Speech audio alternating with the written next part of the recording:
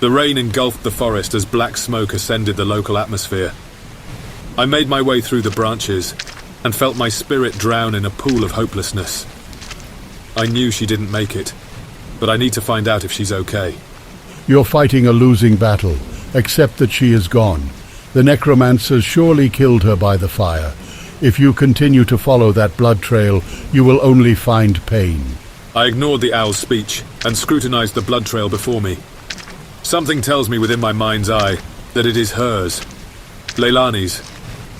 I continued my passage as the wolf within me trembled. One step after another, the blood trail vanished through the pools of water as the rain shower escalated.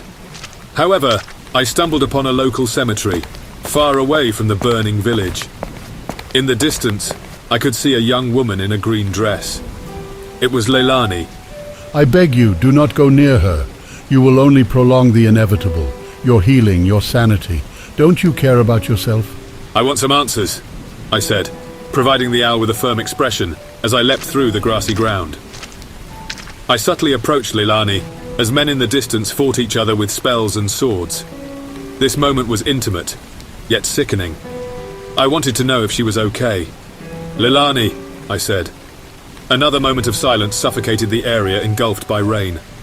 My mind was purged through grief, and I came to understand the inevitable fate of my friend. However, I stood stoic as a statue would, unfeeling. I gazed upon her. She kneeled by a tombstone. A slither of crimson particles swam down her viridescent tunic, and I felt my stomach sink. It took me a while to get here. You know, I thought Lila would respect my word and meet me here, and yet, I'm all alone again. I am here, Leilani. The lady in green stood quiet once again. Her cerulean eyes avoided me. She subtly sank her head to the ground. I want you to be okay. What can I do?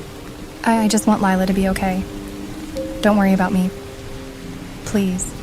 The owl cringed and cowered in fear as he witnessed my facial expression. I don't have much time left. I don't want to scare you. Please make sure Lila is all right. Have you seen her? I gulped in apprehension. The owl sustained his silence. Leilani, I don't know where she is. After the blast, I was blinded and wanted to find you as soon as possible. We have to find her. I need her to be okay. Don't worry about me. What about you? I won't just leave you, not this time. I can't move. It hurts too much. Then let me help you. I kneeled before her. She covered her wound with her exposed hand. Several blood trails slithered down her arm, and I felt a devastating heartache consume me. I didn't want her to be in pain. I care about her. She groaned in pain as I placed my hand on her wound. I prepared a healing spell and allowed my flow of magic to rejuvenate her physical constitution. It's going to be okay, I said. She breathed heavily, and I could see a tear in her eyes. I tried holding back my emotions as a man and continued rejuvenating her as much as I could. The owl revealed himself once more from his ancient escape. His screech echoed in my mind's eye. She's dying. She doesn't have much time left. Let her go, now. It hurts. It hurts a lot. I witnessed her wounds subtly closing in on themselves through my spell. However, her breathing progressively withered. You know, as much as you went through, I guess I wanted to let you know that you are not a bad man. You are a good man. Please take care of Lila for me. You've done so much for us, and I wouldn't know how to repay you. You don't owe me anything, please. Just stay with me. Don't give up on yourself. I will always remember your kindness, your strength. I can't imagine what painful events you've experienced, but just know you are loved. You are so loved. Stay with me, Leilani. At this very moment her respiratory organs failed her, but her strength would not diminish. With one last breath she gazed at the wolf and put her hand on his cheek. A moment of silence once again embarked upon their conversation. As the wolf held her in his might and care, Leilani allowed herself to feel and openly shared her final sentiments. Wolf, I love you. The wolf held Leilani tightly in her dying breath. Her hand slowly descended onto her mother's gravestone, her body lifeless. The broken man witnessed his lover cease to exist before his very eyes, a tragic end to a benevolent beginning. The wolf bid her farewell and closed her cerulean eyes. He allowed her to rest and find peace within the universe. As her soul, the fond memories of her lived within him. He changed, twisted into a creature, a man whose grief turned him into a beast, a shell of his former self. He continued to hold her, as the men in the distance fought with swords and spells. His attempt at healing her failed. The wolf told her he loved her. Perhaps in some metaphysical sense she could hear him, somewhere within his heart and soul. The wolf descended Leilani's body by her mother's grave, and placed a flower on her chest with the promise to return and provide a proper burial. The beast became unfurled as he took one last look at the lady in green.